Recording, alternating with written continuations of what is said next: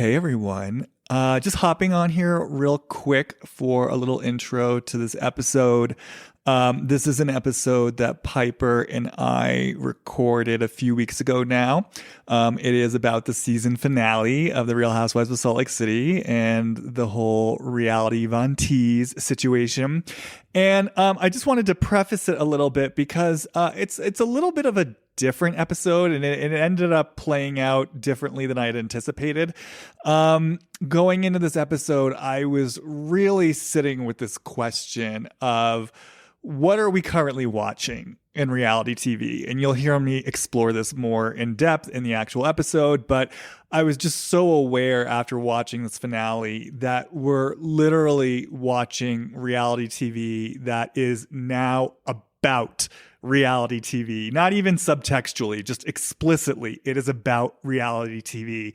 And like I said, it really got me wondering, what is this saying about what we're watching right now? What are we watching right now? As always, I'm interested in that question of what does this reflect in us? What is it saying about us as a collective viewership that we are now watching reality TV that is literally about reality TV? So I invited Piper along to kind of explore these questions. And it's interesting because the conversation ended up being maybe a little bit more philosophical than usual, a little bit more free form than usual. We definitely go on some, related digressions. And as you'll see, the question of what are we participating in, it lands very differently for Piper and me. And so it takes us into different directions. So if I'm being 100% transparent, part of the reason why I hadn't released the episode up until now is there was this part of me wondering, are people even going to be into this? It's not quite as directed and conclusive as a lot of my other deep dive episodes. And like I said, we kind of bob and weave through different topics, although we do keep returning to the Real Housewives of Salt Lake City and Monica throughout the duration of the episode, especially towards the end. But having said that, I'm so aware that for those of you who don't know, Caroline Manzo recently filed a lawsuit against Bravo, basically holding them responsible for her experience of sexual harassment during the most recent taping of Ultimate Girls Trip that hasn't aired yet. She's basically saying that Brandi Glanville sexually harassed her during shooting, and she is filing a lawsuit against Bravo, holding them responsible for her experience. And it's been really interesting to watch the reaction of a lot of the viewership, like when I poke around on social media and I poke around online, because I actually am starting to see people asking the very question I just posed, which is basically, wait a second, what's going on here? What are we watching? People being very disturbed by Caroline's account of what happened. They released the the documents where she's filed the suit, so people have the opportunity to really read the details of Caroline's account, and a lot of people are really disturbed and offended on her behalf. And like I said, a lot of people are now asking the question of what is going on in these productions, and what is Bravo's responsibility in this, and what are we watching, and why are we watching it, and how do we want to participate in it and with it. So when I saw so many people asking these questions, it just kind of confirmed for me, these are really pertinent questions. And as you'll see, like I said, Piper and I sort of go to different places with these questions. And, I want to say, as you will soon hear, for me, none of this is to knock reality TV or to say we shouldn't be watching it or we shouldn't be participating in it. Like I said, as you will see, I actually think it's a very powerful medium. I think it's here for a reason. I think it holds a lot for us.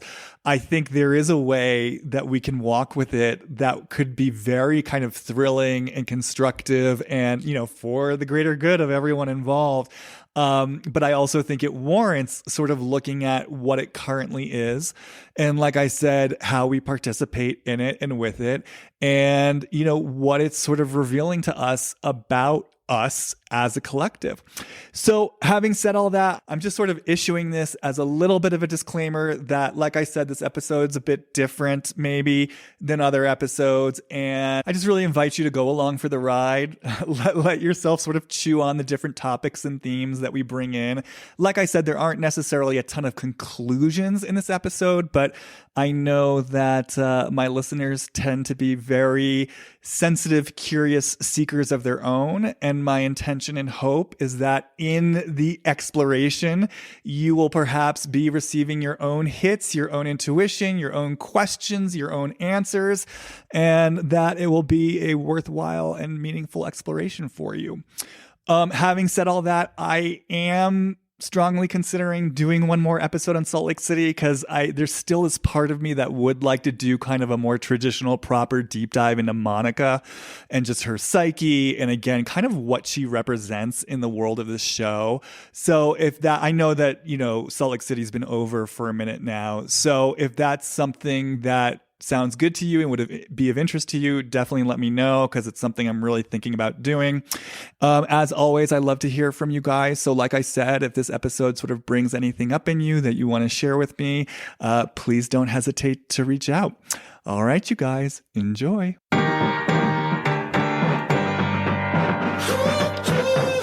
Hi, and welcome to Deep Dive with Jamie Stein, where we take a deep dive look at all things reality TV, pop culture, and the world at large. I'm an intuitive and an empath, which means I pick up on the thoughts, feelings, and energy percolating in other people and the world around me. I believe there is meaning waiting to be found at every turn if you're willing to see it. So join me as we dismantle everything from trash TV to high spiritual concepts and learn more about ourselves, each other, and how we're all connected.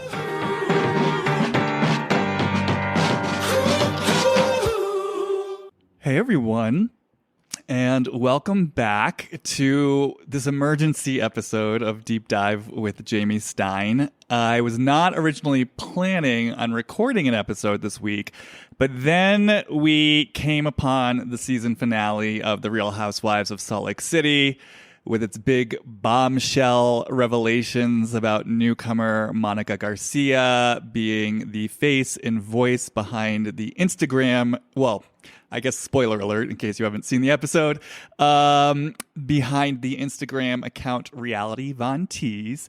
And the episode itself was such a dramatic landmark plot twist of an episode, and then all of the resulting drama from it that's playing out on social media is taking the zeitgeist by storm. And it just really felt like, much like with Scandival, much like, say, with Jen Shah's arrest, much like with Kyle and Mauricio's split, it just suddenly felt like we were finding ourselves in a real pop culture moment.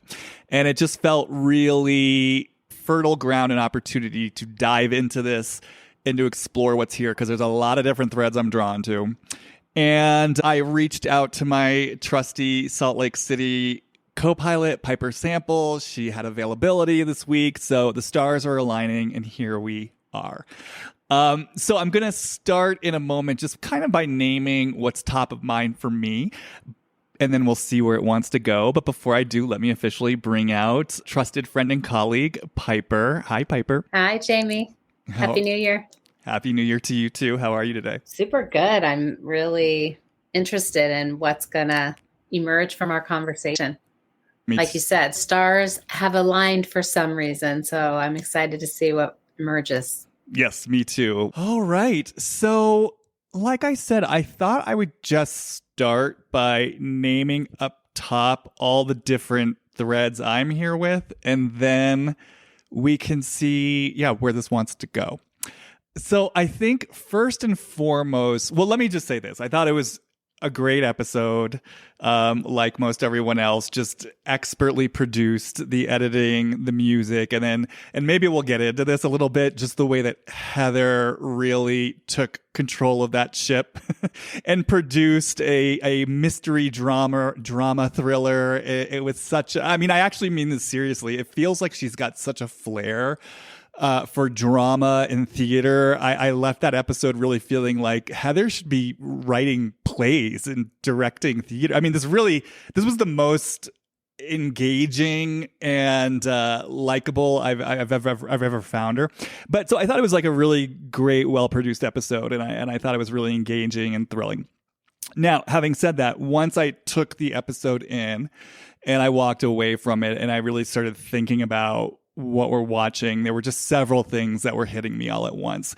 So I think first and foremost, I just really want to name where we're at in terms of the reality TV landscape, and to just really say that we essentially just watched a reality TV episode that is specifically about essentially what you might call an unhinged reality TV fan infiltrating the reality TV show and then getting exposed by her fellow cast members. So we are literally watching reality TV that is about reality TV. And I know that's been true in ways, the whole time in terms of people self-producing and the politics of fame and all of that. But the subtext has become text. It's literally what we're watching.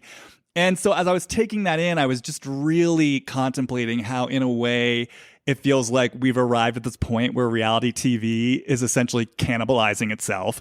And there was this part of me that was really thinking about, is this the moment where reality TV is jumping the shark? I mean, where do we even go from here when the fourth wall has been so completely smashed? And like I said, we're literally watching reality TV about someone who schemed to get on reality TV.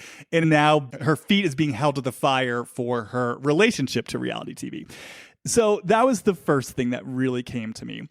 Now, having said that, and I think the wrinkle in all of this that's so fascinating, and I think the wrinkle that's also fascinating about Monica, who I definitely want to talk about as like a human being, is the fact that despite her being this calculated, you might say manipulative or deceptive storyteller of her own, she did help produce and deliver an amazing season of television.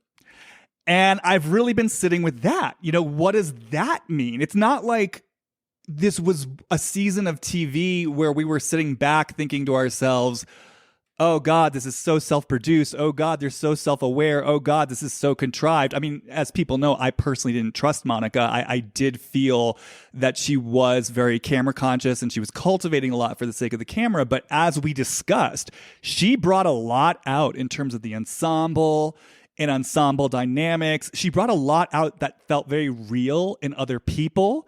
And then, obviously, her role in all of this was instrumental to delivering this climactic season finale. So, again, I'm sitting with both, holy shit, reality TV has sort of reached this meta point of being about reality TV. And yet, this also resulted in one of the most refreshing, alive, and energized seasons of Housewives that we've seen in a long time. So, I'm aware of that. Now, having said that, that also brings me to Monica. And I'm really interested in this part of just essentially who this woman is. We talk a lot on this podcast about who people are on a soul level. And I have been thinking about her in this regard a lot. And I actually wanted to get a little bit into that in our last episode, and we just didn't have time. But, if we hold this notion that all of our behavior, even the quote unquote more destructive parts of us, have some sort of seeds of our actual creative energy or seeds of our deeper wisdom. If there were a constructive version of who Monica is and what she has brought to the show, and I think now what she's sort of brought to the audience, what might that be? Like, what do we know about this woman?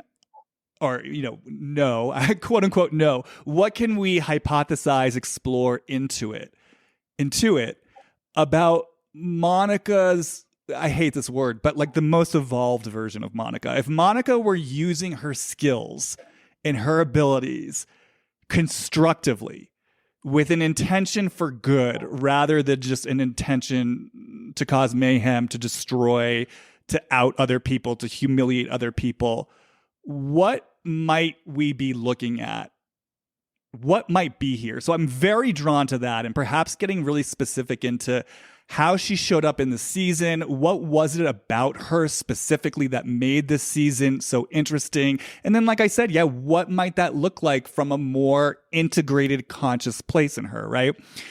And having said that, and this might be starting to answer the very question that I'm posing, what I'm also so aware of too in all of this is the fact that Monica, in some way, in being this strategic, self-produced, hyper self-aware reality TV fan, in some ways is basically just an exaggerated version of a lot of these other cast members.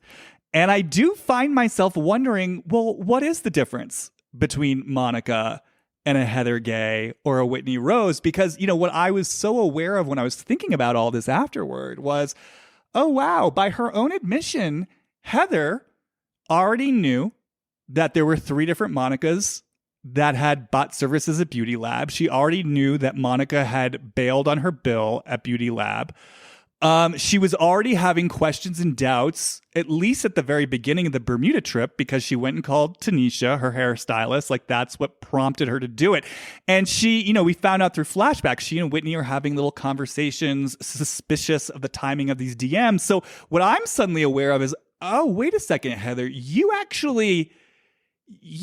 suspected things, knew things, even before this bombshell moment. And you were doing things behind the scenes leading up to this, very much producing a storyline. But what's so interesting to me is that you were friendly and kind to Monica's face. I mean, per Heather's own very dramatic monologues, you celebrated her birthday. You know, you took her into the fold. You didn't let on that there was anything going on with you. So I'm just saying this because I was thinking just about, again, I was actually very impressed with how Heather pulled this all together in such a short amount of time. I mean, she got that phone call, and within a matter of hours, she orchestrated a full-scale production, gathering the women on the beach, writing her lines, preparing her monologues, setting up the big confrontation. So, like I said, part of me was just fully impressed with what Heather pulled off. But again, I'm sort of sitting there thinking, wow, Heather, you yourself have such a relationship to showmanship. And, you know, even as I say that, I know you don't watch the Ultimate Girls Trips, but, you know, Heather was on the last one last year. And there was a lot of conversation about how she really presented essentially as a super fan. Like, she was in such awe of being around all these other legendary housewives, and even made a point of saying, oh my God, it's almost flattering that Giselle from Potomac is reading me. You know, she presented as this sycophantic fan. And I do believe that a lot of these women come onto the show being fans of the show. And, you know, I guess just to say a little bit more about this, I know I'm saying a lot up top, but I'm sure we'll get into this. I'm sure most people listening to this already know, but Tanisha, Heather's hairdresser who outed Monica as reality Vontees, she now in real time is releasing a lot more video and audio footage of Monica. And so one of the things that's been released is this, this video that Monica recorded of her fighting with her mother, Linda, behind the scenes about the show. I guess this video took place after the Greek Easter fight between them. And, you know, it's literally her mother and Monica, you know, yelling about what Monica needs to do in order to guarantee screen time. And her mother yelling, you know, this is a reality show. You're an actress. Fake these friendships if you need to. And so, you know, and so there's a lot of noise now about just the lack of authenticity, right? When they're sort of sitting here, again, sort of manipulating and scheming. But again, for me as Jamie, I'm just sort of sitting here thinking, well, I'm sure these types of conversations actually happen a lot, you know, and we hear rumors and gossip. Sometimes it comes out at the reunion of, oh yeah, we got together and had a dinner to try to take so-and-so down. So there is this part of me that, even though, and everyone who listens to this podcast knows, I'm not a Monica fan in terms of personality, in terms of what she was even doing on the show this season, even though I did find it interesting on certain levels. So I'm not a Monica apologist at all, but there is this part of me that's really sitting here thinking, well, how is she that different? I mean, I know she's taken it to a whole different level with her kind of pseudo stalking and, you know, but even the burner account, It is my understanding, and we even saw this last season, one of the cast members' husbands had created a burner account to go after Jen Shah and Lisa. So again, I'm just sort of sitting here holding all of this. Like, is Monica that different from a lot of these other women? And if not, what makes this such an outrageous offense? And then if I were to widen that question out even more, I'm also really looking at, the possible mirror that's held up to us as an audience, because I'm watching everyone start to turn on Monica because Monica had a lot of support. And now this footage is coming out and people are really starting to see, quote unquote, the real Monica, which I love that question. Who is the real Monica?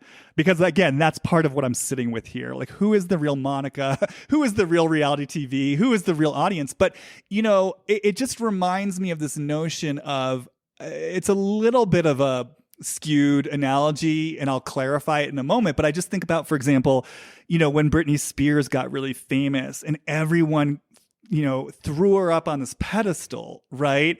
And then there was a similar energy in taking her down and pointing a finger at her and calling her crazy. And there was a negative pleasure in watching her breakdown. Now she's getting her redemption now because, as a collective, we're finally ready to go back and look at the part we played in building her up as this sort of teenage sex symbol and pop icon. And then, like I said, the pleasure we took in tearing her down. Now, this is very different because I do think that Britney Spears actually was a victim of something, meaning she was just someone, doing her art. There was no destructive intention there. Whereas Monica's obviously played a very real role in what's happening right now because she was deceptive and she was destructive. But I am still seeing something here about the way in which people really rallied behind her because, in large part, they fell for the story she was producing. They really embraced her as kind of like the poster child, in a way, of the emotionally abused daughter who's trying to overcome the trauma of her narcissistic mother. And now, though, it's like the tide is turning. And again, it's just sort of making me think about all of our participation, like Scandival, for example, right? It's like, how many people were raging against Raquel at the time, and, sending her death threats and doxing, writing fake negative reviews for Tom Sandoval's business. I mean, there was like a real sort of destructive hive mentality. And so part of me is like, is that much different than the kind of vindictive, destructive energy that Monica was sort of bringing to all of this? So there's a bigger question for me here about like, what are we participating in? What's our role? And, how much can we condemn her for kind of being like it's almost like a modern version of All About Eve. It's like a reality TV version of All About Eve. It's like she was sort of made by and of this culture, right? And now it's sort of blowing up in all our faces. And so I think, having said that, the last thing I'll say, and I know I'm naming so many different threads here, but I am always just so interested about the fact that Salt Lake City as a franchise always seems to have its finger on the pulse of something so alive in terms of the collective. I mean, first it was Jen Shah's arrest. Now it's this. There's just something about this franchise, and I don't know if it's a reflection of Salt Lake City as a city, or it's this particular group of women, or what it is. But there's always this kind of larger than life. I don't even know how to language it. There's some sort of larger than life drama sort of playing through this series at all times. And I just get curious about that. Like, why this franchise? And even just the way that this storyline was years in the making before we even knew that it had existed. And then also just the continuing presence of Jen Shah, how this grew in a way out of the soil of Jen Shah and her criminality. And I guess, these themes of money, fame, dishonesty, and why that continues to circle around this franchise in such a real-time way, where it's sort of like, again, the fourth wall comes crashing down, and there really is this sort of I almost want to call it blend of like fact and fiction, even though it's reality TV, right? There's something about the way this show plays out. It becomes this borderline true crime, real time unfolding mystery at all times that feels very plugged into something. So I'll just leave that there. There's a lot more I could probably say about that, but I'll just leave that there and say these are the themes, topics, and ideas that I'm drawn to.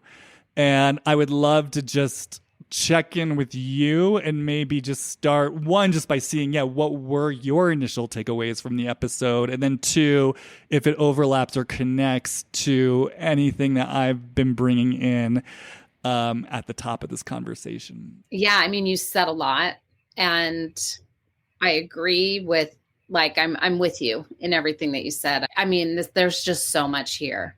So as expansive as it can be is where I want to hang out. So, well, let me ask you, what was your initial take, just walking away from the episode? I mean, how did it all land with you?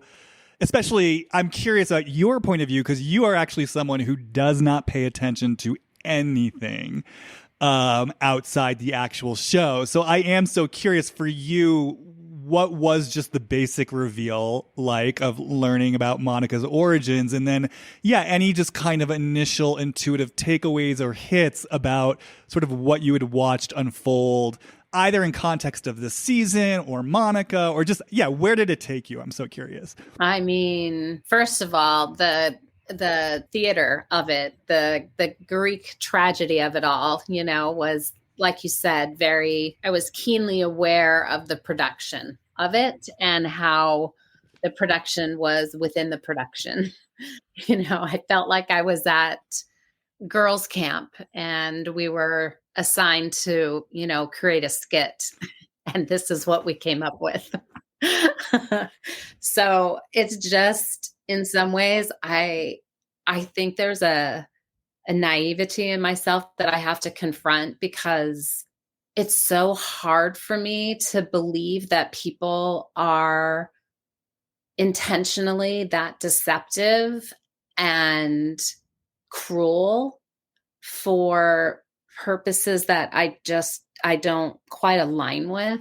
And so I always catch, I guess, my relationship to what's happening, like I've said many times before, like, what is my participation in this? Like, the meta of it all sort of really hit home. And then I became also, okay, I'm a fan, right? But where does that fandom take me? What am I actually inquiring about? I'm not in any way interested to ever be a part of any of that, whatever it is that they're doing there. So I catch myself going, what am I doing?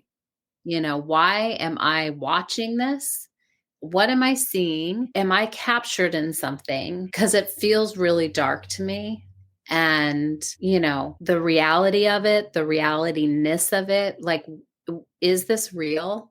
Like I was thinking to myself after I watched it, I was like, wait, Real Housewives of Salt Lake City, just the title alone. I'm like, what are you selling me? This is not the Real Housewives of Salt Lake City. These are women that live in Salt Lake City that have a type of drive, ambition towards something that I don't quite understand. And so I'm kind of sitting with all of that.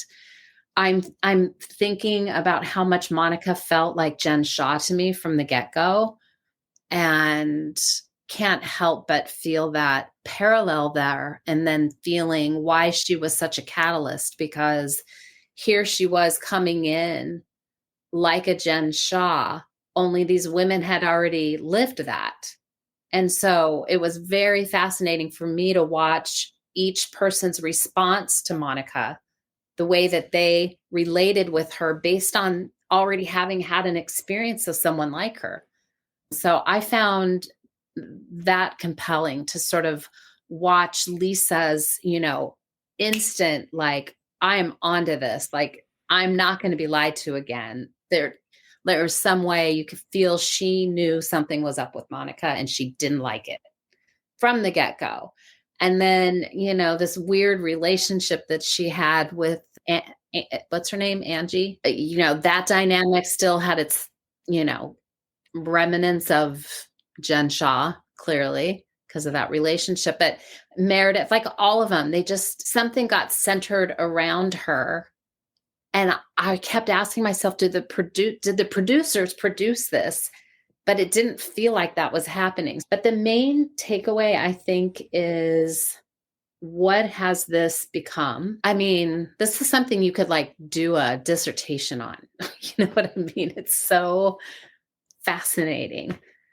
So I'm interested in how it's showing up there. And what's interesting for me also, because, I'm older, not so pop culture-y, like, this isn't really my era. I was already a mom, when the real world came out. And, I wasn't really so into the beginning of all of these things.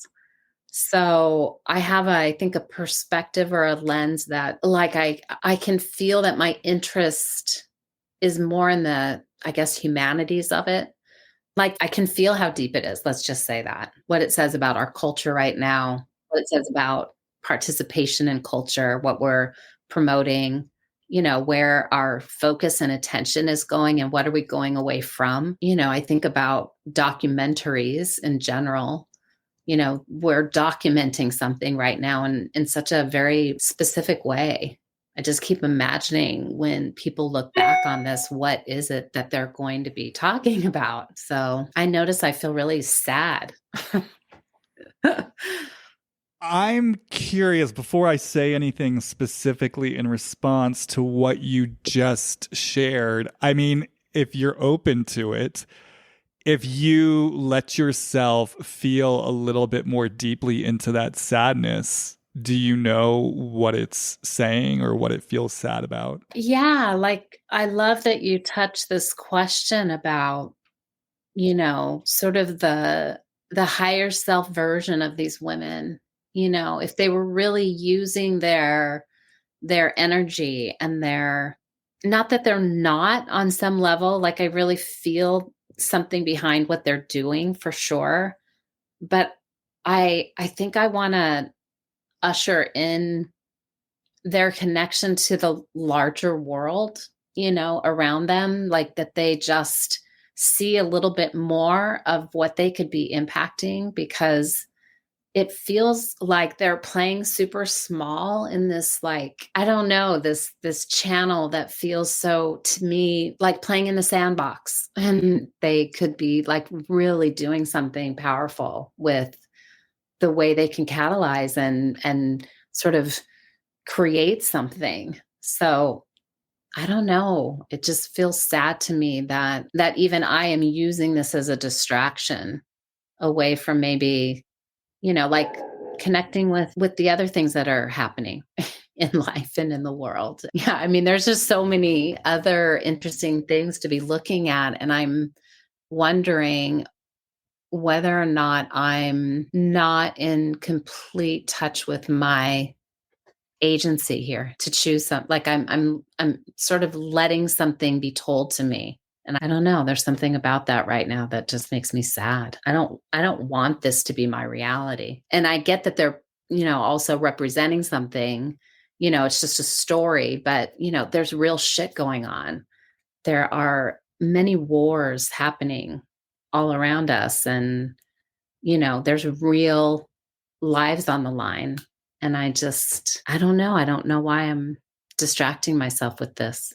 Well, it's interesting. I mean, there's a lot I could say. You've said so much. And I think, as we've talked about, I think this is a place where you and I maybe diverge a little, because I guess I always just see, I mean, to your point, right? There's a lot going on in the world, including wars, and there are threads and currents driving that.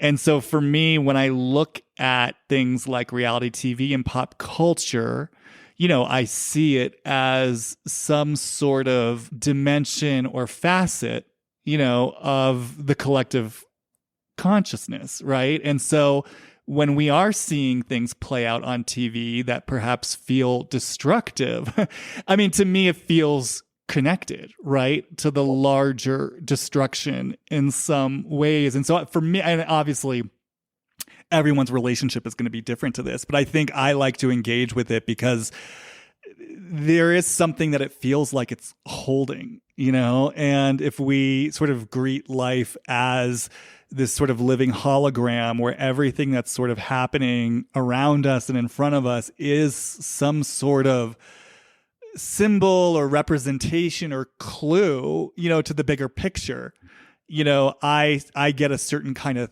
thrill out of engaging with it, especially when it is, well, is it actually light?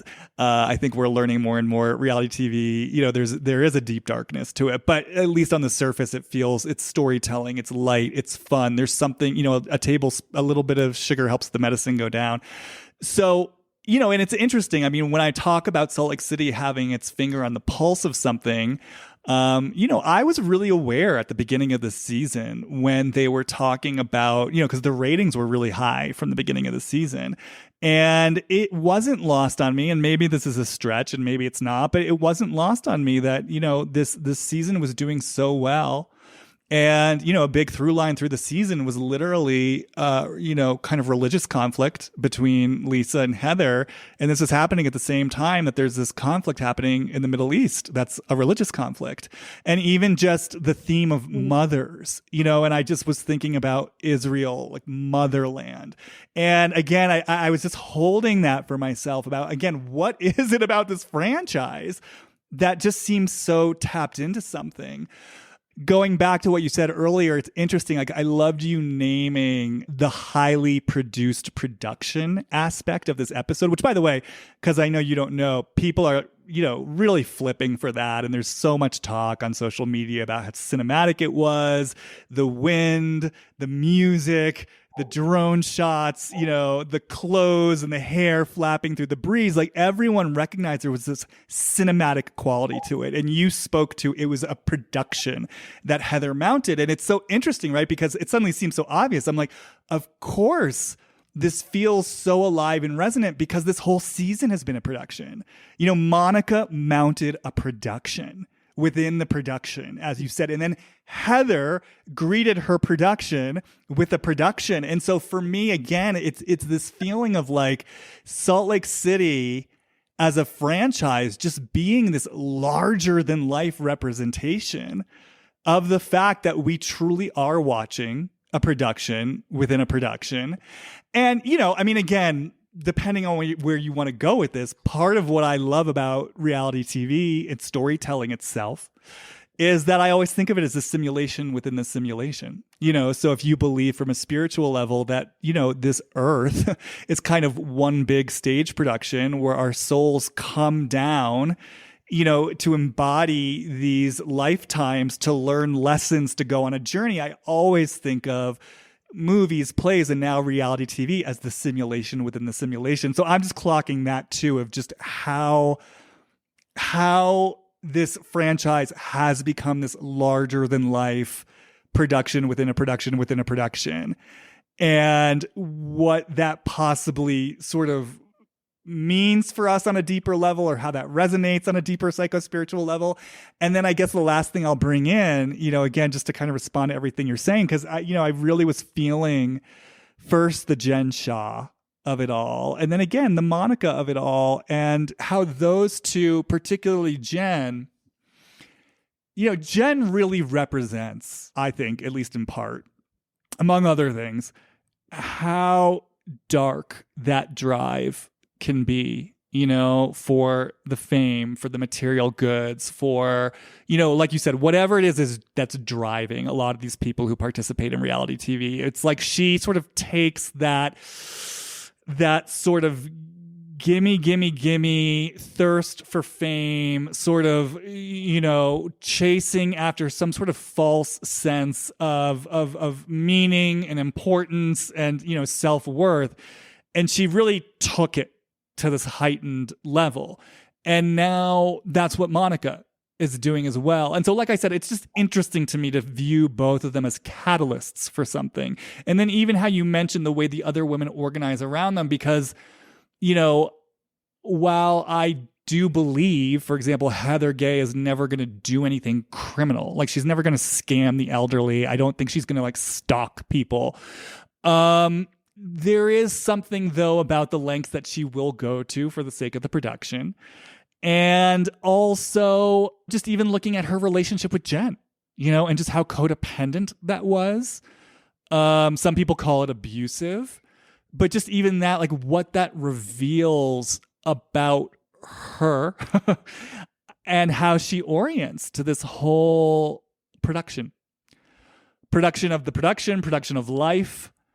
Obviously, I'm not saying anything conclusive about that, but these are just the things that come up for me in immediate response to what you're saying. Yeah, I hear that. And, you know, I agree. I feel that place, the place that you're talking about in terms of the reality within the reality within the reality. But when I go back and reflect on, okay, if this is true, I am caught in something.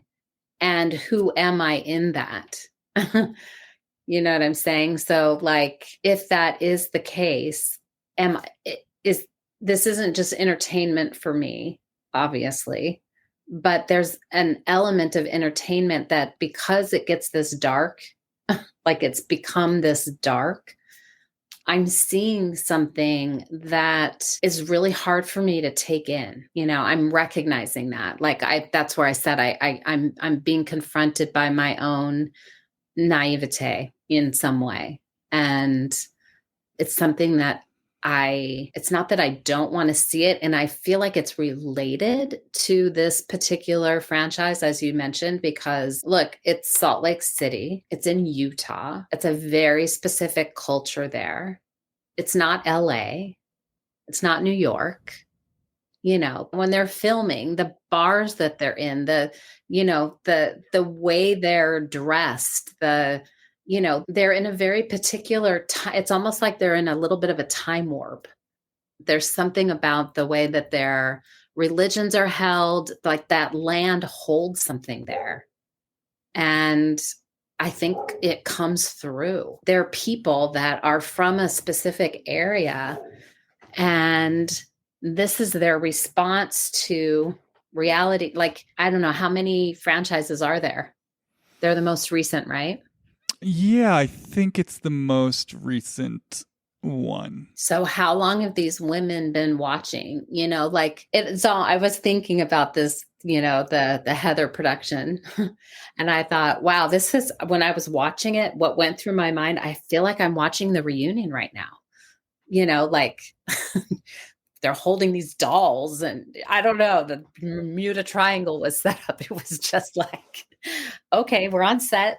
These women all know it's going to go down because they've been preempted with all this information, and this production begins. And it's just like, I was wishing they had the camera on Monica's face the whole time, because I wanted to understand something about what she wanted here, you know? Yeah, and I do want to get into Monica specifically. But before we do, I am just so curious, because again, I know we approach this a lot, but then we don't actually get into it. I'm so curious, when you talk about the specific landscape of Utah and a particular culture being there and the land there, I mean, do you have a sense? I mean, and I know you're not from Utah, but do you have any kind of intuitive sense or hunch or intuition about how you would characterize that, or what you sense and feel is different about Utah than in LA or in New York? Such a great question.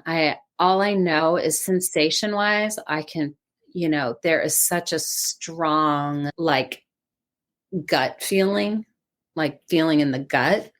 It feels like a pretty big split between my head and my heart.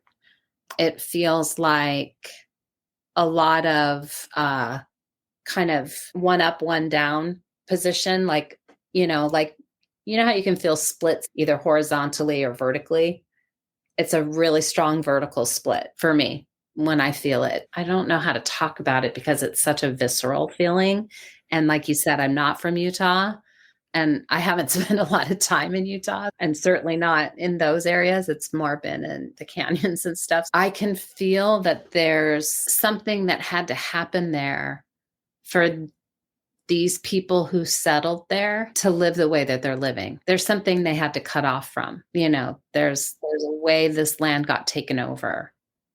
I don't really know a lot about the LDS or the Mormon culture either, even though like I said, was 8 and went to church with my next door neighbor. But I got enough sort of infused kind of in a visceral way of the way they expected you to learn about this religion and about this culture and the things they leave out, the people they leave out or left out at that, that was in the 70s. And my education around it ended, when I was 10. My mom was like, you're not going to be baptized into this church. So I have all of that sort of in my shape of how I'm looking at this too, even though I'm not completely aware of it. It's like there's a certain relationship to this religion and I can feel it. I can feel it sort of in each of the women.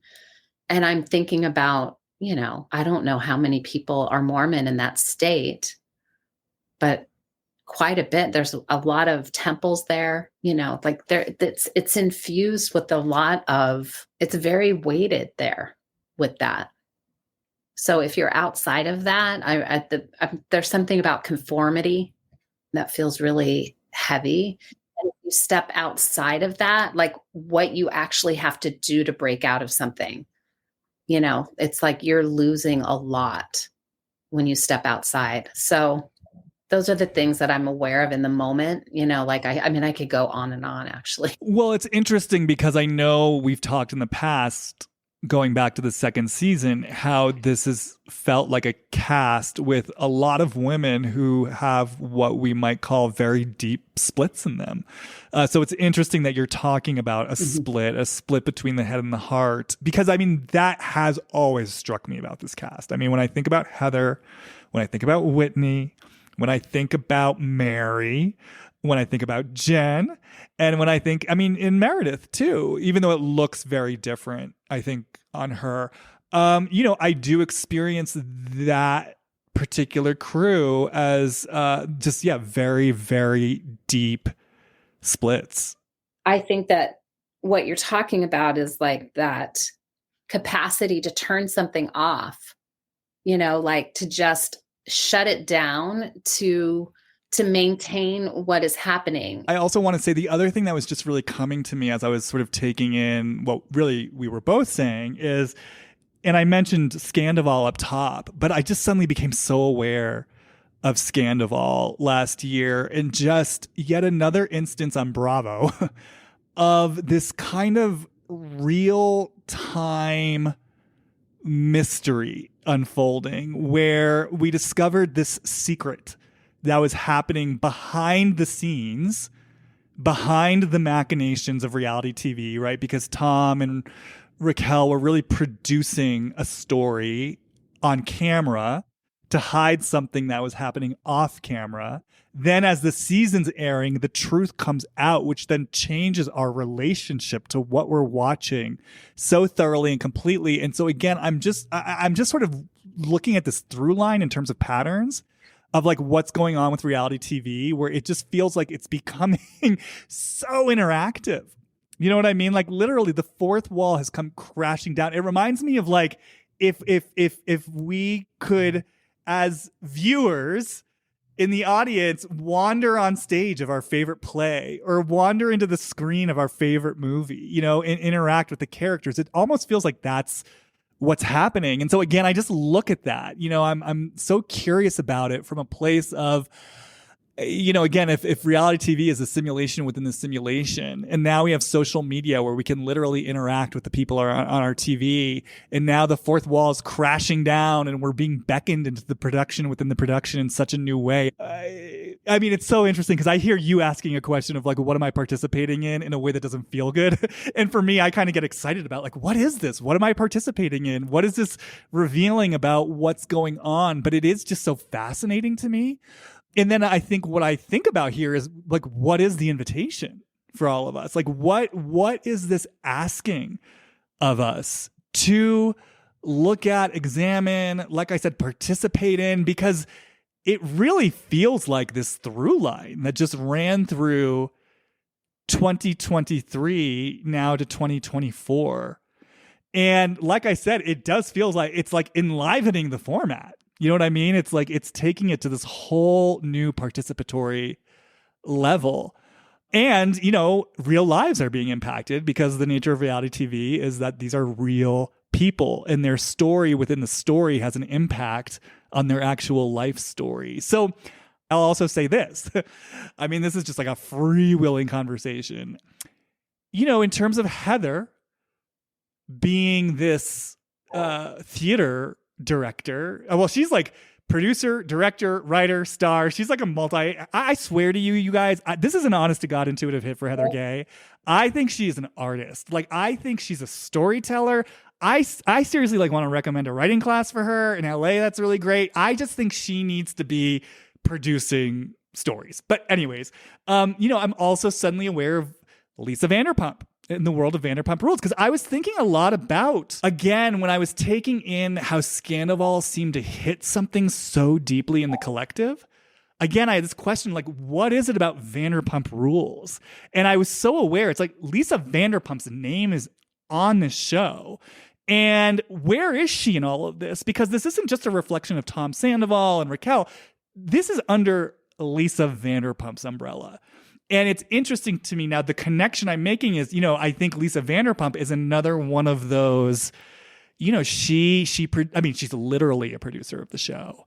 She writes the show. She stars the show. Now, her hand is less directly involved than Heather's. You know, Heather's right in there in the drama. She's delivering the monologues and she's raging and gathering the troops. Again, I love it for her. It's the most I've ever liked her.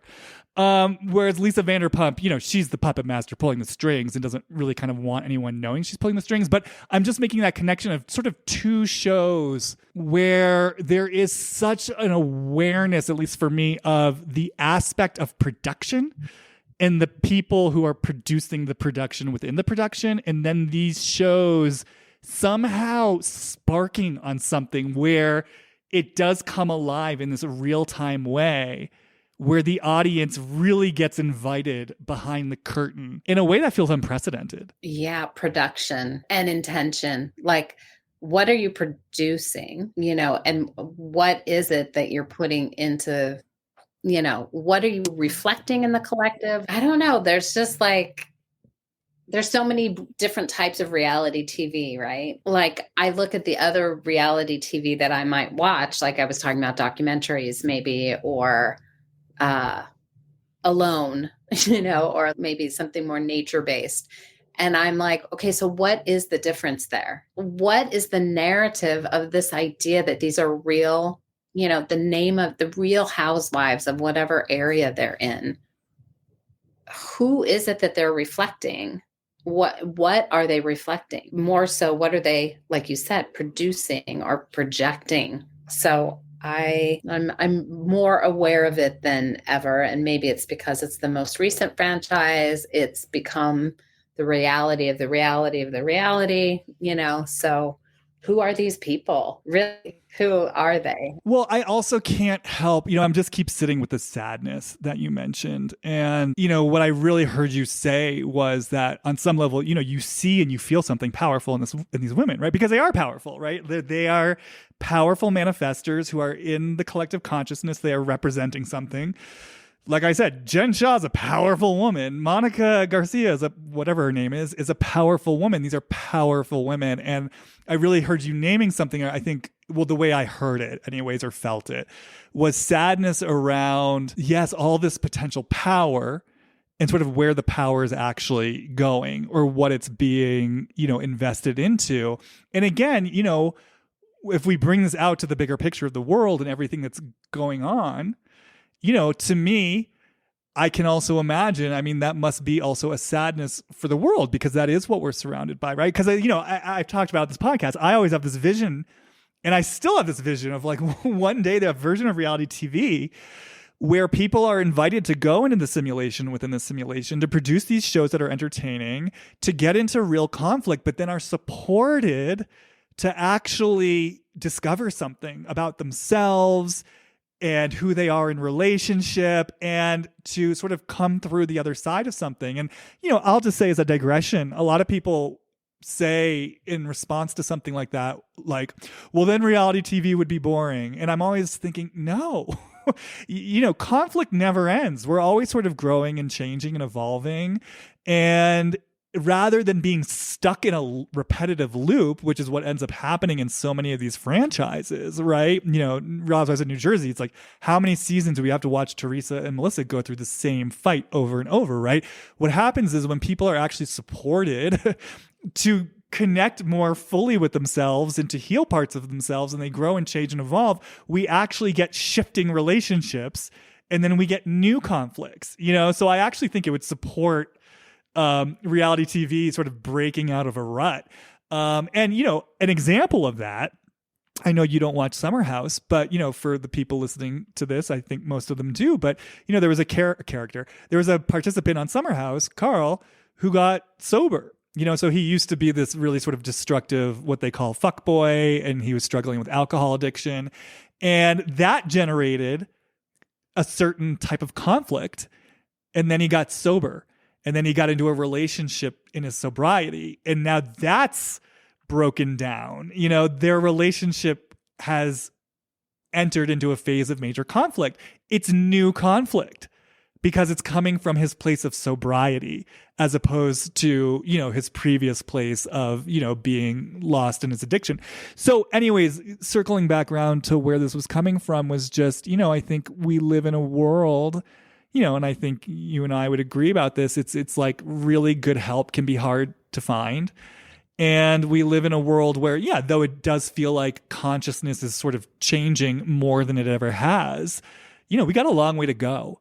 We're living in a world where there's a lot of what we might call, blind spots, disowned energy, destructive energy, negative intentions. And, it seems like there's a long way to go before we're ever going to get to a place where there's like a real qualitative shift in human consciousness and sort of what we value and how we go about things. And so maybe, because I really am going back again to that metaphor that you said about sort of playing in a small sandbox. And I want to talk about that in a moment, especially as it relates to Monica, but maybe part of the sadness that you're feeling, yes, on a micro level, it is about these particular shows. And in terms of Housewives, these women who are maybe not using their sort of powerful energy and capacity for manifestation to what we may call like the highest and best good for everyone involved. But I also wonder if it's kind of a representation of something on a macro level of, a certain powerlessness when we are taking in current events. And, we're seeing like the bind that we're in the Middle East, which for me, I keep thinking about the Middle East as just this metaphor of, in a way, kind of like, truly interpersonal conflict between like when two human beings, for example, just see the same thing completely differently. And there is no, like neither one, it's like a gridlock because each one has their point of view and it's the same experience, but it's two different perspectives. And as long as there's not some sort of form of mutual surrender or even like a surrender on one side, and when I say surrender, I'm not talking about literal surrender in terms of war. I'm talking about in terms of personal relationship, if I sort of extrapolate this as a metaphor for human, relational conflict, you have two people who are just butting heads, my way, my perspective. At some point, if both sides are triggered, it requires one or both to surrender something, to drop underneath the trigger and to find something that's deeper, more vulnerable, willing to create space for something else to come in. So this is just me saying, maybe there's kind of almost like a deeper sadness and grief that comes through here for you by what's kind of embodied by these shows in terms of like the bigger picture of the world. Well, certainly, that gets reflected, but I see that every day. That's not the hard part for me to see. I think the deeper, I guess, grief is what you were naming around their power. And maybe if they were dropped into some simulation, like, why does it have to be a simulation? There's enough out here happening that we could drop a bunch of people into and support them having a relationship to finding a creative solution to, I don't know, hunger, water, things that we're going to actually need moving forward.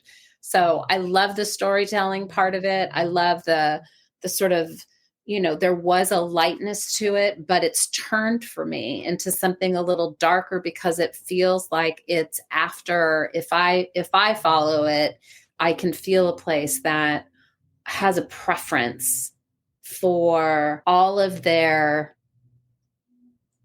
power or their creativity or their what they can harness, their ability to manifest could be used towards something that would benefit humanity. And I'm not convinced that right now that's what's happening. Like I don't want to say it's not, because it may be for some people doing something. And I guess it just feels, they feel like they're being dumbed down. And I don't think they need to be. Well, it's interesting because I would look at it differently, where I kind of actually like that it's, not these sort of loftier intentions for the greater good of the world, just because I like that we get this opportunity to see, again, in terms of this Housewives shows, like these women in the story of their lives, and in their personal patterns. But what I would like, my version of what you're saying is for them to then be like, for the conflict to emerge as it does, but then to be supported to actually deal with it in a deep, sustaining way where, they get help and support to slow down what's happening and to really look at like what's coming up for them, why they're triggered by each other. Like, everything that we talk about, where it's taking them in history, what are the feelings that want to express themselves, what's the energy that wants to flow through them. And, kind of like the work I do with clients, using the drama of their lives that come up in the simulation as a tool and a resource to go deeper inside themselves. If we trust that, we're kind of always drawing in these patterns that reflect something, to help them accept the invitation on a deeper level, on a soul level, rather than just sort of playing something out on a more superficial level that keeps them locked in the same repetitive story over and over and over. Can I ask you a question here? Mm-hmm. Where does the audience or the voyeuristic element of that come in to that picture? I think it comes in the way that it sometimes already does come in, when I think I think reality TV does sometimes stumble into storylines that are actually very, real and raw and honest. And I think when we have the opportunity to witness, work being done, and when we have the opportunity to witness, people sort of on their journeys, and this is the power of storytelling. I mean, take it off reality TV, like movies, plays, what makes it such a powerful medium? It's that it really appeals, I think, to our sense of empathy, the heart center. There's something about a story and character that engages us on the level of emotions that I think is far deeper and more experiential than just, being told something like intellectually.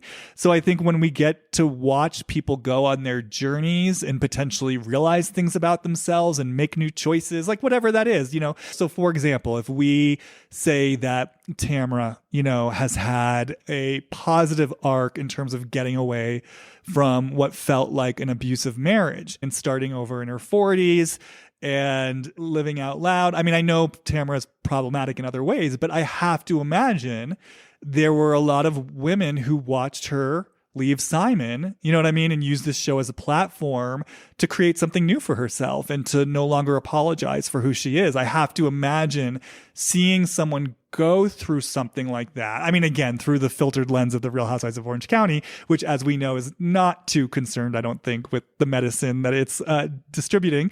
But, you know, if we imagine that it were a vehicle or supported by a production company or network that did care about that, I have to imagine it would go a long way, you know, to helping viewers reflect on their own lives and see it as inspiration, not feel so alone, see that it can be done.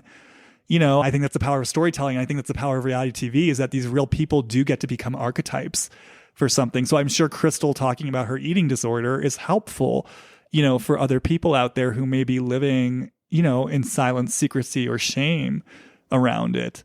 I hear all that. And the thing that stands out is, you know, the actual facilitation. You know, what is it that gets created around the narratives? You know, like, again, back to the question around production. I think we touched on this. When it's not a benevolent sort of intent as you speak, what you would do in this circumstance, I think is very different than what is being done.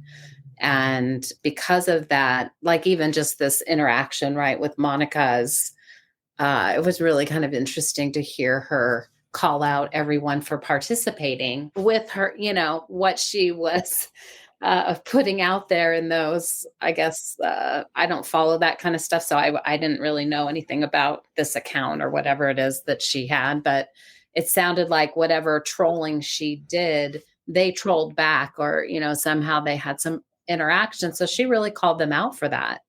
You know, like, you are a part of this too. And I think there was something pretty interesting, you know, about that idea. I mean, let's talk about Monica, because again, she's sort of at the heart of all of this. And again, I unconsciously, I do think there's something very powerful that she's doing here. Again, unconsciously. I don't think she intended it, but she is at the heart of all of this. And like I said, there's an energetic way I've experienced her up until now that I think I want to speak to. There's just something for me about the way, I mean, ever since you mentioned to me, I'm not so interested in Monica, but I'm interested in what she catalyzes in the group. And just this awareness of Monica coming in, essentially being dishonest in terms of her own motives and what she's doing, but somehow in that dishonesty and in that destructive intention, she provokes something in the field or the world around her. As we're saying, it sounds like she's holding up some sort of mirror. I mean, it's interesting, right? Because Monica fancies herself a truth teller who wants to expose people for the ways in which they're deceitful. It's very flawed because she doesn't hold herself to the same standard. She herself is not honest, and she justifies that in her head, I guess, through the ends justifying the means, which is a very slippery slope, as she is now discovering, as she is now on the receiving end of her own behavior, which even that, it's just like when I think about, again, reality TV cannibalizing itself, the production within the production, Monica now being on the receiving end of her own behavior. And when I say that Monica is now on the receiving end of her own behavior, what I specifically mean by that, well, it's actually two things. One, that her former friends, allies, comrades in arms are now essentially doing to her the very thing that she did to Jen, which is basically, you know, outing her, exposing her, you know, taking these secret communications and, you know, recordings and screenshots and throwing it out to the masses. Tanisha obviously first shared that with Heather, but now in real time, as the show is airing, Tanisha just keeps, you know, releasing damning evidence after damning evidence after damning evidence. So there's that level in which Monica is now on the receiving end of her own behavior. But then also, you know, Monica, because of what's being revealed about her, she is also getting a taste of her own trolling medicine. There are a lot of people who are trolling her. There are a lot of people who are, like speaking not so kindly towards her on social media. So again, she is now very much finding herself on the receiving end of the very punishing behavior that she had enacted towards Jen and perhaps towards the other women. I mean, it feels like we're maybe getting information about Monica's field. There's something about like, I mean, I don't even know how to language this, but just the inversion of something. You know what I mean? Like the snake eating its own tail. It just feels here with her. Again, unintentionally, right? Mm-hmm. So it's like the way that I experience it is almost kind of like if the women are it's almost like Monica's at the center of this constellation. But to me, it feels like empty space. It feels vacant. It feels like we're not getting a real person. We're getting just something really like that's so sort of transparent in a way you could just sort of reach your arm through it because like there's nothing real or honest there. And it's almost like she sort of like throws like a smoke bomb, let's say, right? So the smoke is like wispy and transparent and there's nothing solid or grounding about it. But then around it, is stuff popping off that is real. And somehow, even though she, in some energetic way, feels kind of like this hollow vessel to me, or like a mirage that's not quite real, it's rippling outward in other people in a way that's real. And so I'm just aware of that. That's how I've been experiencing her. It's like that she is some sort of unintentional catalyst for something. And that's how I experience the way it exists now, meaning like in her current state of not having any sort of constructive intention for herself or the world around her. But like I said, it does get me curious about what might the constructive version of that look like. And I think as we're talking too, I'm just so aware again of the sandbox you mentioned. And again, bringing Jen Shah into it, but not just Jen Shah, but all these cast members where it's like so many of them, there's something they want out of this. There's that hit of fame. You know, it's like, it's this, what's the intention here? And where does the energy go? Because to our points, these are very powerful women. And yet the way they kind of unconsciously settle for letting their powerful energy kind of run through these circuits that I don't know actually fully gets them anywhere. So I'm saying a lot all at once. So as Monica here, what's your relationship to justice? I mean, I really just kind of dropped into the energy of Monica and took in that question. And sort of the voice I heard was like, it ain't happening anyway. So I might as well dole it out myself. Like justice, like what the fuck is that?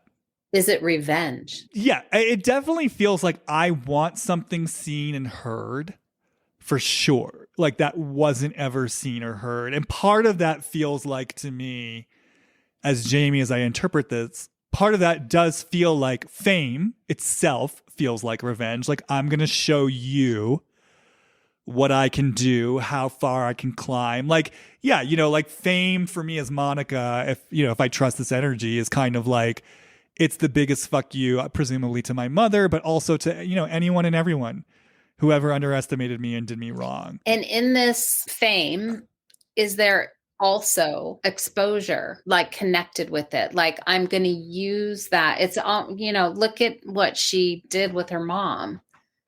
She became on here and she used it as a platform to expose her mother and to expose all these, perceptions that she has of these women in very specific ways. There's a cruelty. Yeah, what comes up for me, and we touched on this in the last episode with Lisa, but it's almost like I'm looking at all the women now as Monica, and it's just kind of like this voice in me that says, yeah, like who the fuck are you to have this fame? It's not fair that you have it when like, yeah, again, there's so many skeletons in your closet and there's so much fucked up shit that you're doing. It's like, it is this feeling like I want to expose you for who you really are because you have something that I want. And it's not fair that you get it and I don't. Is your idea that if you expose it, then you take it away from them? Or what's the end game here? Are we talking now in terms of like going back in time to Reality Von Tease or just in general? Yeah, like really, like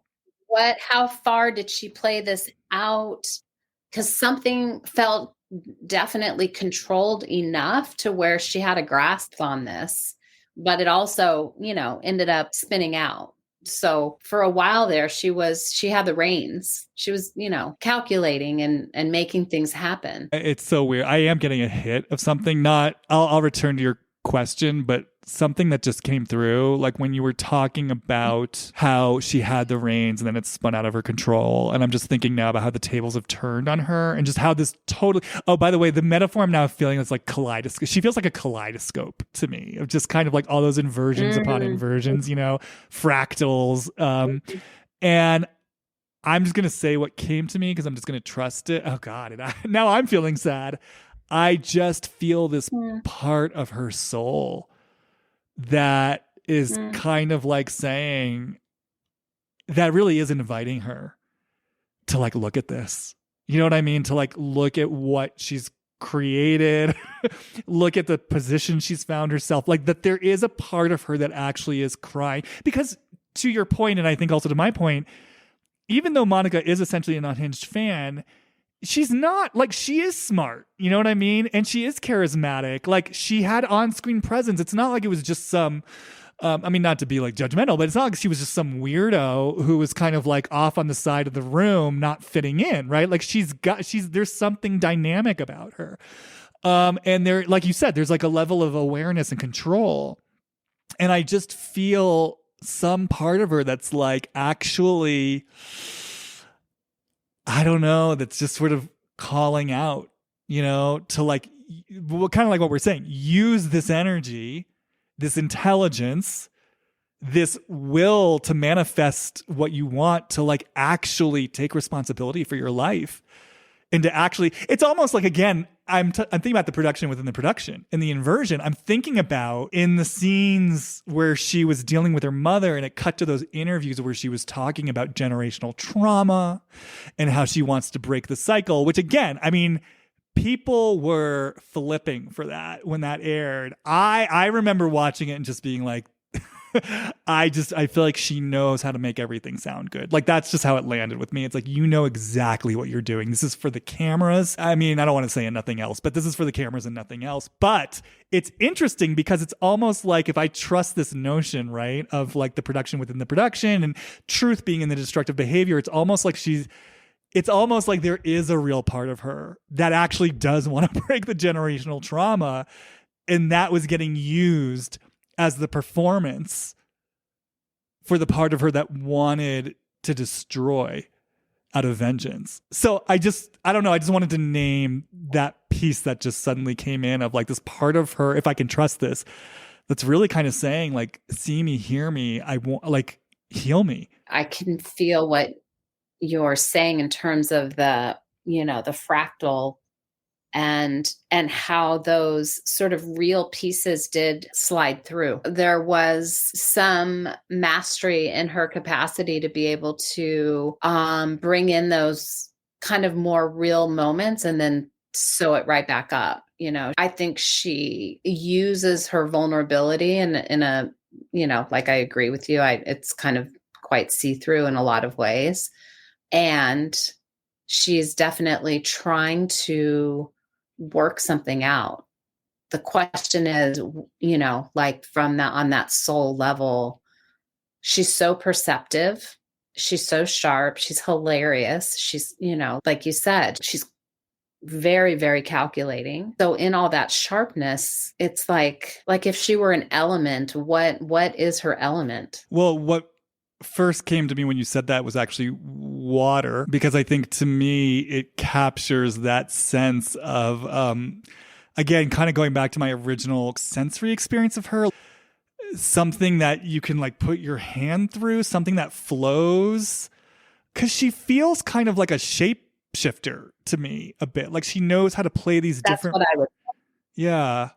Like she plays these different roles. And so there's something about the fluidity of water. And it's interesting because, as I was sort of taking in what you were saying, and maybe I sort of named this up top, but just to reiterate it, just really sort of feeling like, oh yeah, she's a performer, just like Heather is a performer. And again, just that notion of like, yeah, she was mounting a production within the production where she was playing all these roles. And then Heather came at her with her own production and sort of, it was like a gladiator arena of productions, I love looking at this from, like having them all up on a stage and just sort of feeling the continuum of capacity around acting. And I was just thinking about that moment out, where Heather had created this little arch and watching all these women's responses to, Heather's speech just makes me laugh because I think about Whitney, I guess it's the different essences of performance. And then I feel Lisa. I want to laugh because it's like, there's not an ounce of performance in that. Like it's almost painful because she's so real in a way, but she's trying to sort of do something there. And I don't know, the ones that were very convincing, I'm like, oh yeah, here you go. These are the people that Jamie were like, I don't believe you. You are acting right now. I call it out. It's so funny you say that because when I was rewatching it and Whitney started yelling at Monica at one point about, what she had done to her family, I just was watching her. I was like, oh, you're acting. It just like, it hit me like a ton of bricks. I was like, Whitney is 110% acting right now. It's literally like she got the script.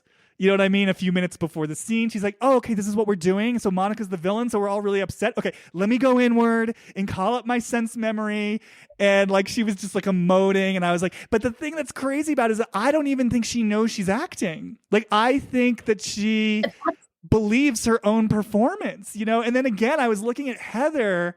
I'm so glad you said that because I almost questioned myself when I took in Whitney's acting, because in my mind I'm thinking, well, yeah, it makes sense. I mean, if this account really is talking badly about her family, it makes sense that she would be upset. But when I took her in with like her, just her wide eyes and her yelling, it really felt to me like a kid who is like playing a part in the scene.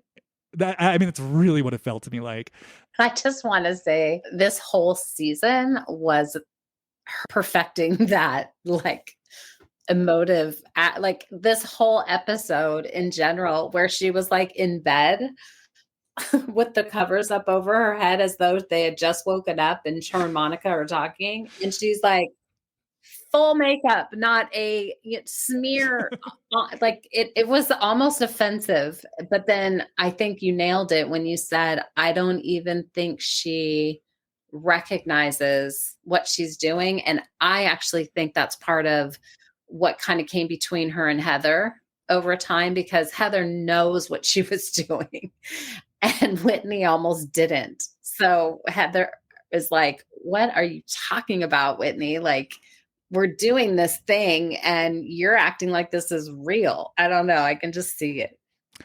Well, I have a lot of thoughts about Whitney and Heather, but before we digress, what was also so so this is what was also so fascinating to me. And again, this kind of comes back to the Salt Lake City of it all and the religion of it all. But, it's funny because people have been posting these memes online kind of in a joking way where, because at the very end of the episode, the women are all huddled together around the table and Heather's sobbing, right? And people were like, oh, this is my version of the Last Supper. And it really looked like that. They were spread out across this like big horizontal table.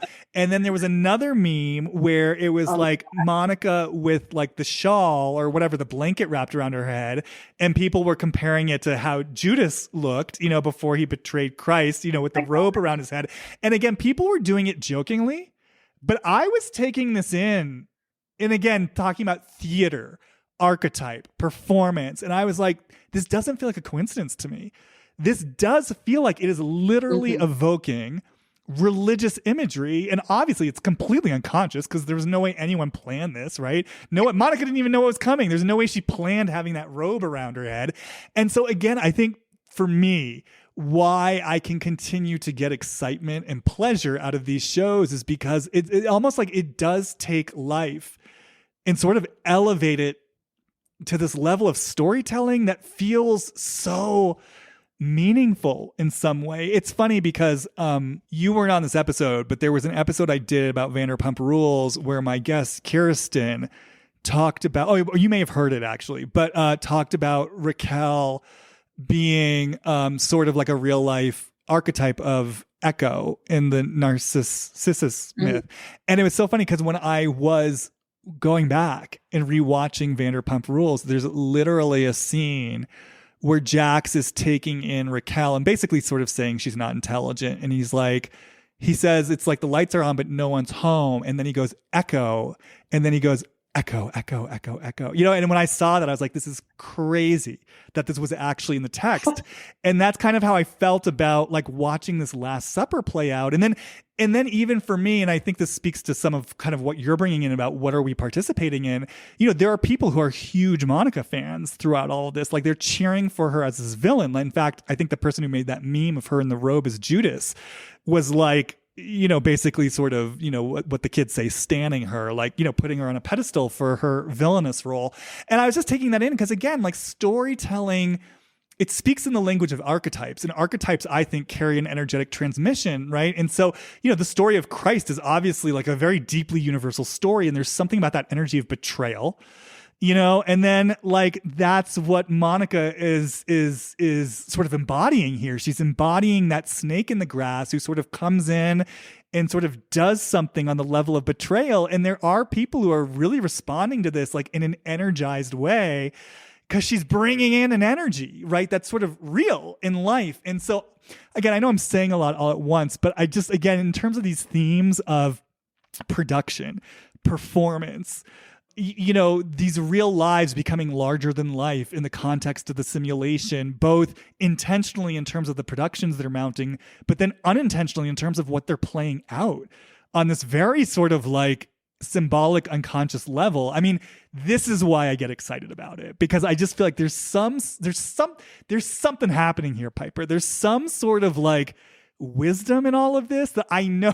And I think that's part of why I have this podcast. It's like, I want to find it. Like, what are we watching? I mean, I know you ask, like, what are we participating in terms of like, you know, like, is this healthy for all of us? But for me, it's like a question of kind of awe and magic of like, what are we participating in here?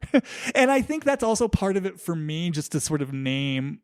So I just went on a whole tangent, but I just wanted to bring in the Last Supper and Judas in that final dinner and the performance. And that's what I just did. And I think you also highlighted, like, I don't have issue at all with, clearly I'm participating, I'm watching, I'm interested, and there's nothing wrong with any of us doing that. I don't find myself judging necessarily like this participation.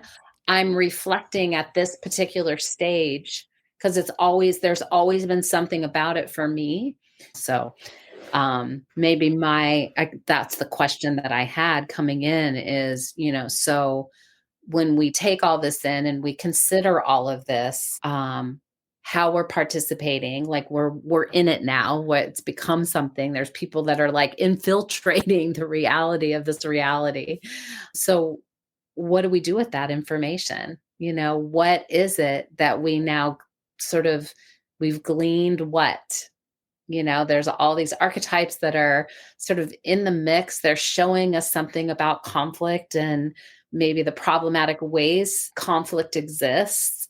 And yeah, sure, we're getting inspired to maybe leave relationships that aren't supportive or are abusive. And there's a lot of positive things I think that can come from this. And maybe it's also like, I don't know, what else can we create other than this constant mirror that reflects us? You know, like I just keep feeling this need to like do something different. And I want to know, like, I guess, are these women on their way to that? And if so, or any of these franchises in general, like with the people that are in charge, where is this going to go? Where is this taking us? Well, that's what I'm so curious about, like where do we go from here? And I am aware, essentially, that's what this podcast is, right? Like I have an impulse to use these stories as a way to take us somewhere. And so then I have this podcast where we use these stories to take a deeper look at things. And, the intention anyway is to have an impact on the people who listen so that it's not just a mindless experience of, destructive reality TV, but it can instead be used for something sort of deeper and more meaningful in a fun way. And I think that is part of why I get inspired by this. I am curious though, Mm-hmm. in terms of what I just brought in. I don't know. Do you have anything, and maybe you don't, but do you have anything to say just about the evocation of, this religious imagery, in this final scene at this literally it is their last supper in Bermuda, like you said, with the Bermuda, like the stage has been set, literally. There's literally a Bermuda Triangle behind Monica that they've set up. The tables are in a triangle. They've set the stage, and then they act out this religious imagery as they're all sort of performing their roles. It takes me back to that. It's a different flavor of sadness. It's actually like almost a melancholy, It's kind of that registry of we've been here before. Why are we still in this? We've been here before. That's the question. And how many eons does it need to continue and play out in these different icons or these different, memes, whatever you want to call them now, these symbols that kind of continue. It's like, is that all there is really? Here's betrayal once again. But the real interesting question is, why is betrayal here again? What invited it in, and how did it maintain its potency? And why is everybody acting so surprised? I don't know about you. Like, I have a question. Like, were you surprised at all about this sort of revelation? Like, I mean, not surprise isn't maybe the right word. Was it in any way shocking to you? No. I mean, again, you're talking to someone who, from the moment she was on screen, saw her as, a calculating cast member who was really sort of manipulating the narrative of the show to get a foothold in there. And as I've discussed on this podcast, so much of what she was saying didn't feel true to me.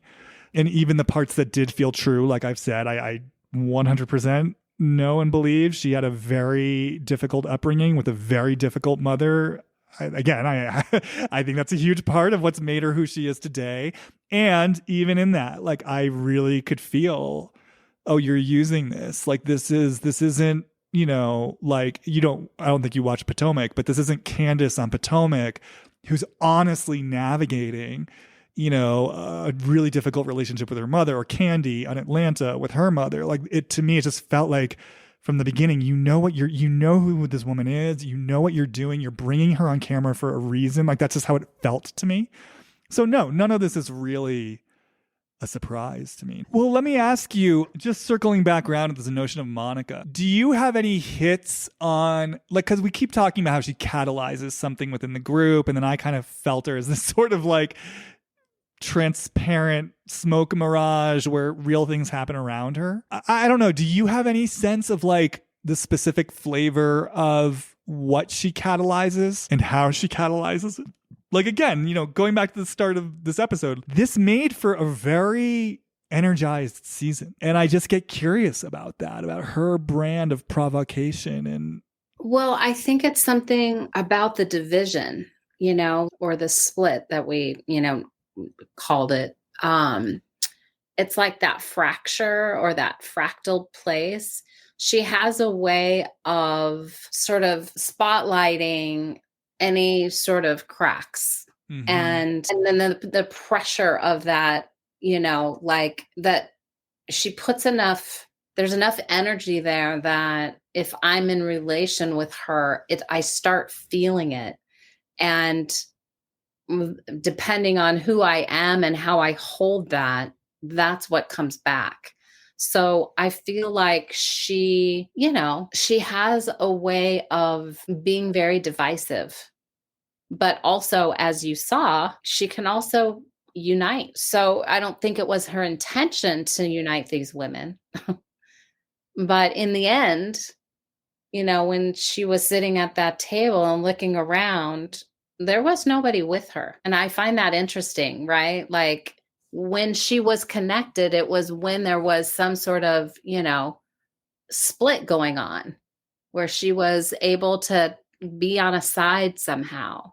But she couldn't really she was ousted when it came to being united. There was no invitation for her to stay and figure out like where any of that, it was like, no, you're out. So that really struck me in the end, that is what she ended up manifesting once again. It's kind of like when you look at something that's just like totally not aligned or not, lined up, like that's kind of the path. No matter how much energy they have, that's kind of what happens with them moving forward. So it's like if she could in any way just align herself, align her heart with her capacity to really move something that could feel so different. So I think she would need a lot of support to get clear about what she wants to create in the world.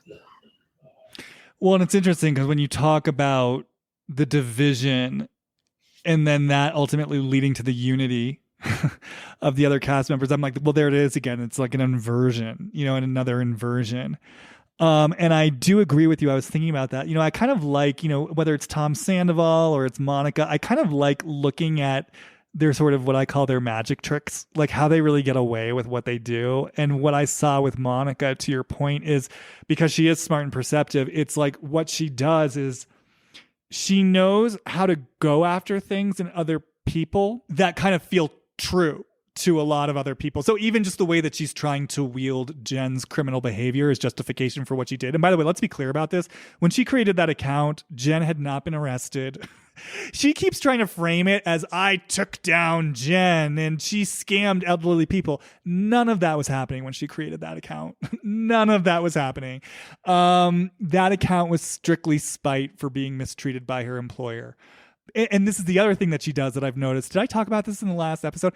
She's so good at using her interviews to kind of like what Heather, the writer, to write a narrative that then kind of frames the scenes that we already saw. So it's like if you watch her scenes with her mother, it's really her interview bites where she talks about the generational trauma, wanting to break the cycle, how she's always been alone, this, that, and the other. It's like, oh, you've filmed the scene, the conflict that went down, and now you're writing the story about it that you want to tell. And so I saw her do that with the Jen Shah stuff where she's bringing in, oh, well, Jen Shah, I don't think it's that bad to create, a Finsta account when someone's scamming elderly people out of millions. And it's like, but wait, that wasn't happening when you created you're using that. And I think even like, for example, with Lisa at the beginning of the season,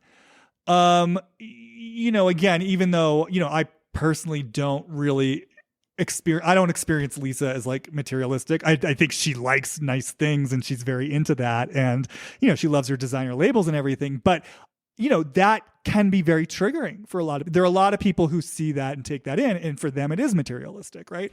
And it's just interesting, it's like Monica honed in on something that's sort of triggering for a lot of people. And then it's like the magic trick is people are like, yeah, that's right, you're calling something out. And then they're not seeing that Monica's being really antagonistic.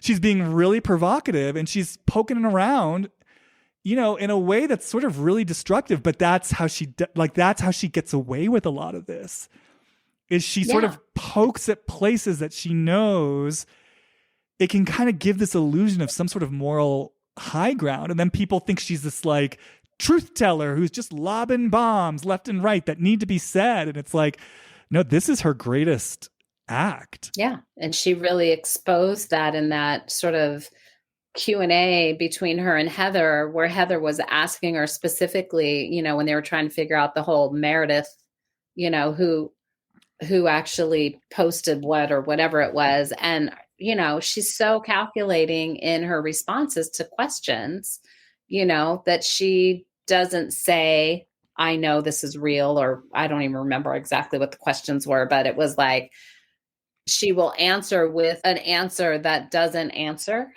but validates her narrative. And so, maybe she'd just be a really good attorney. Well, it's also interesting it's interesting that you brought in splits too, because I'm just thinking about like the sound bath scene and the way that she divided. I think there was a way that she successfully divided Angie and Lisa in all of that, and I haven't really honed in on that, but it's like she exploited something. Made it look like it was Lisa. You said she made it look like it was Lisa? Yeah, she did that, and then and made it look like it was somebody else. That's her game. I know, and I remember watching that, and I did clock. It's like, wait, Monica's doing the very thing she's accusing Lisa of doing, because again, I don't remember the details now, but I remember it's kind of like Lisa's making you choose. And then when they were getting into it, I don't know. I think at one point Lisa was maybe saying to Angie, like, stay out of it, or you don't need to participate. And then it was Monica who was like, no, Angie, you like stay here and say something. And I was like, wait a second. Aren't you now? She's essentially doing the very thing that she's accusing Lisa of doing, because Lisa literally in the scene is saying, Angie, stay out of it. Essentially, this isn't your fight. This is between Monica and me. You don't have to be in the middle. And Monica then says, no, Angie, you stay here. Don't let her order you around, and you say whatever it is you need to say. And so again, this is where Monica gets so clever, because she is essentially keeping Angie in the middle of the situation, but she's doing it in this way where she's framing it like she's empowering Monica, right, to stand on her own 2 feet. But then in doing that, she is essentially putting and keeping Angie in the middle of the conflict, which is the very thing that Monica was originally accusing Lisa of doing. This is what I'm saying. It's like there's all these inversions where it's like Monica does the very thing that she's accusing other people of doing, but she knows how to mask it. And this is why, again, I bring in this image of the kaleidoscope and these fractal images and geometric patterns that are sort of turning on each other and into each other, because it just feels like that's what Monica does. Like that's the inversion, yes. She's so good at taking things and sort of twisting them around. I mean, even that Greek Easter, I mean, this is the thing. This is what she's so good at. That Greek Easter, right? Where again, yeah, her mother is totally a nightmare. I totally see how her mother does do things to kind of like covertly undermine her. I totally see it. But when you watch the content of that scene, Angie just pulled Monica aside to say, let's talk about this. And, to her credit, Angie was very calm. She was not combative at all. She was not attacking her. And it was Monica who was escalating that situation and getting louder. And, and then her mother sort of came in and was sort of getting her to quiet down. Now, I understand why that might be triggering to Monica based on their history. But the truth is, in that particular moment, context aside, her mother was right. You know what I mean? Like, Monica was starting to make a scene, but then what Monica was saying in that scene when she was getting mad at her mother, she's like, Mom, I forget the exact language, but she's like, I'm getting annihilated and decimated by Angie, and yet you're calling me out. And I remember just like taking that in and thinking, and she has so much conviction and she moves so fast with her energy, but I caught it and I was thinking to myself, that's not true. Angie was not annihilating you. Angie was not decimating you. None of that was happening. You are, again, narratives. You're writing a story right now that literally didn't happen. And then you're kind of using that to then kind of exploit a deeper pattern that does exist in your relationship with your mother. So yeah, she's just very good at twisting things to kind of support a straw man argument that I think, to your point, isn't actually really about asserting anything real, but it is just about this sort of energy of division. It's fascinating. And then when it doesn't work, like in the case with Lisa, then she pulls out personal attacks and she acts like a 5-year-old. Like it's just fascinating to watch, when that twist doesn't actually fully work. She goes to another, there's just another act that comes in there, because now I'm going to personally attack you. So then I can rile you up and go, whoa, see, what are you doing? You're unhinged. She just knows how to scratch it. And then when that doesn't work, because we saw this at the Mormon lunch, that's when she defaults to like, sulking. That's her last stop on the train. Which is so weird. Yeah. It's wild. Well, do you have any kind of final thoughts about Monica and just her energy, her soul? I don't know. Just Monica. Who is the real Monica, as Heather asked? I think Monica needs to get off of the show, and I think she needs to get some serious help, some support.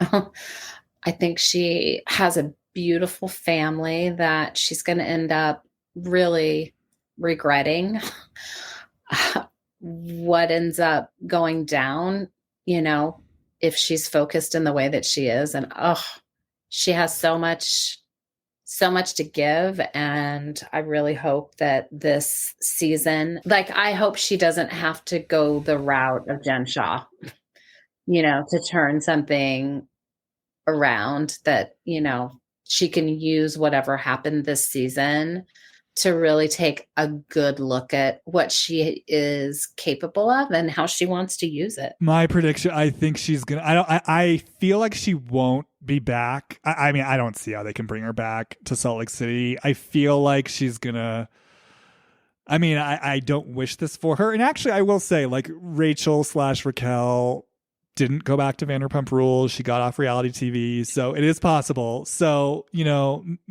I wish that for Monica. I just have this feeling she's going to end up like House of Villains on E. Like, I feel like she's going to be on Celebrity Big Brother. I feel like she's going to have this infamy from this one season, and she's going to become like an Omarosa type personality and like do shows about quote unquote celebrities. And I don't know. That's my hunch in this moment. Hopefully it's not true. Like I said, I just kind of felt this part of her, and I'm feeling it again. That's just saying, like, tend to me, like, it's not too late. Like, we can do something here. We can make something of this that's not just staying in the same old sandbox. So I guess we'll see. Well, we do have the reunion coming up, so that should be interesting to see. Have they filmed it already, the reunion? Yeah, it's filmed. It starts next week. My hunch is, she's already kind of flaming out with all these things being leaked. Her star is kind of starting to fade. But my hunch has been, I think the reunions aren't going to be good for her, because I think, to your point, I think when her act gets called out, I think she reverts to just kind of, I think she just reverts to just sort of low level, sort of base, immature antics. And I just have this feeling like the reunion's probably going to be a lot of that. It's probably going to just be a lot of her, like, I don't know, just sort of screaming, yelling, insulting people like that. I'll sort of conclude with this question that I've been thinking about. I really was wondering, would it have gone differently if she had actually at that dinner just sort of copped to it and been like, you know what, guys, I did this. I understand now, like, this was fucked up. This is where it was coming from inside of me. If I had known I was ever going to be on the show, I never would have done it.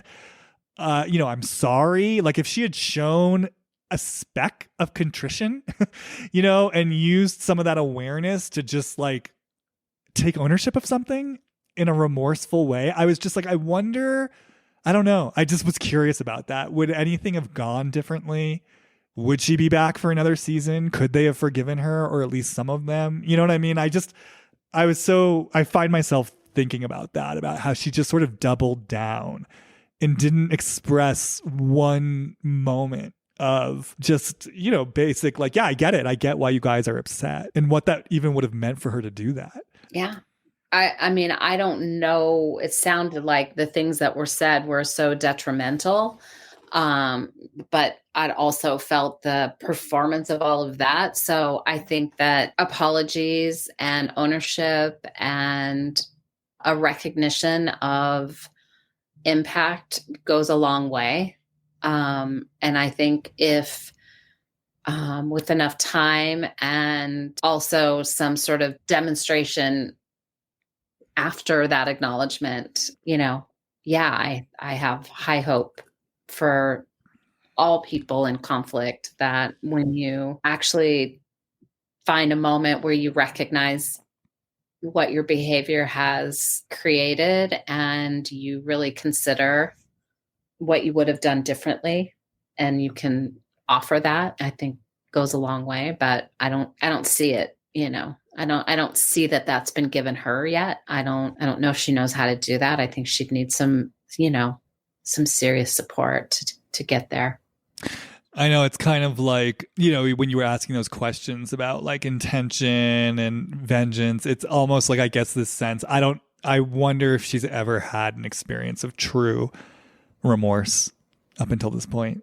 Like, I kind of get this feeling she doesn't feel she owes anyone remorse for anything. And it's all about what's been done to me, what's been done to me, what's been done to me. And yeah, it just kind of feels like there's something there she's never let herself fully feel, like the powerlessness of what was done to her. And yeah, her ego is holding out for something there. She's looking for some kind of payback. She is looking for what's hers. And until she realizes she's never getting it, she's going to be stuck in this loop forever. Yeah, exactly. Hi. All right, Piper. Well, thank you as always for stopping by. Thanks for having me. As always, you can find me on Instagram, Jamie Stein, JamieStein. And if you're interested in this work and your own patterns and your own invitations, head to my website, hollywoodreadings.com, and send me an email. My work is in transition, but you can let me know you're interested, and then I will keep you abreast of future offerings as they sharpen into focus. All right, you guys, that's it for now. See you on the flip side. Bye.